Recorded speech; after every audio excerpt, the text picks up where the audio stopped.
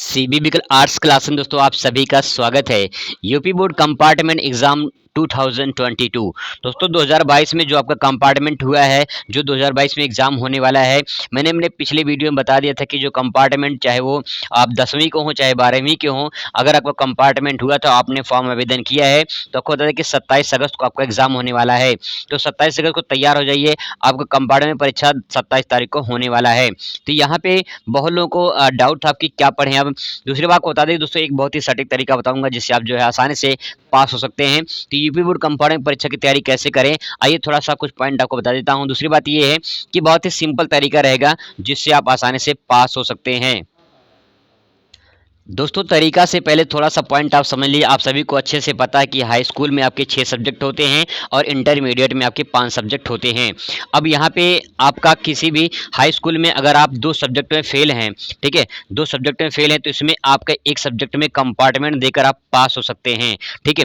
आप तब भी एक सब्जेक्ट में फेल रहेंगे और एक सब्जेक्ट में फेल हैं तभी आप पास माने जाते हैं। हाई स्कूल में ऐसा नियम है कि अगर आप एक सब्जेक्ट में फेल है तभी आपको पास कर दिया जाता है। तो यहाँ पे अगर आप 2 सब्जेक्ट में फेल हैं तो आप जो है एक में कंपार्टमेंट भरे होंगे तो आप जो है एक पेपर दे के आप पास हो जाएंगे, भले से आप दूसरे में फेल होंगे तो एक ही पेपर आप दे पाएंगे। हाई स्कूल मतलब कहने का तात्पर्य ये है कि आप एक ही पेपर दे पाएंगे।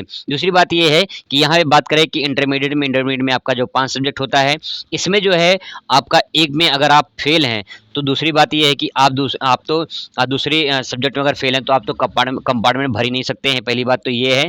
दूसरी बात ये है कि आप अगर एक सब्जेक्ट में फेल हैं तो आप जो है कंपार्टमेंट भर सकते हैं।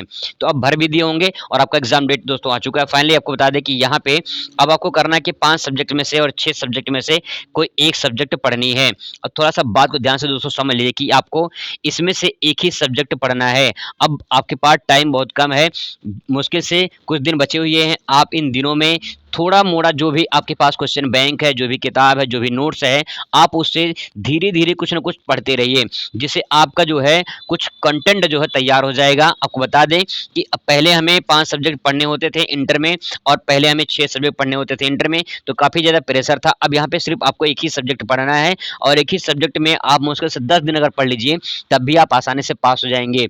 ये ध्यान रखिएगा, कम से कम आप जो है 20 क्वेश्चन तो तैयारी कर लीजिए, ठीक है। कम से कम आप दोस्तों 20 क्वेश्चन तैयार कर लीजिए और 20 क्वेश्चन में कम से कम 20 क्वेश्चन अगर तैयार कर लेते हैं तो कम से कम इसमें से 15 क्वेश्चन भर दीजिए, उसमें पूरी कॉपी में भर दीजिए। आप गारंटी है पास हो जाएंगे। दोबारा आपको ऐसा नौबत नहीं आएगी कि आप फेल हो जाएंगे। गारंटी से आप पास हो जाएंगे अगर आप ऐसा कर लेते हैं तो, ठीक है।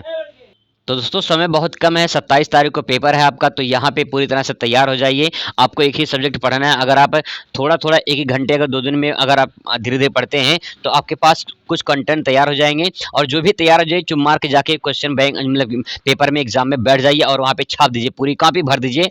आप गारंटी है पास हो जाएँगे, फेल दोस्तों नहीं होंगे, पास हो जाएँगे आप। जैसे दोस्तों इसका एडमिट कार्ड जारी होता है मैं आपको तुरंत अपडेट करूंगा। ऐसे ही बोर्ड से संबंधित कोई भी जानकारी पाने के लिए चैनल के साथ जुड़ सकते हैं। आई होप कि आपको इन्फॉर्मेशन सही लगा होगा। Thanks for watching.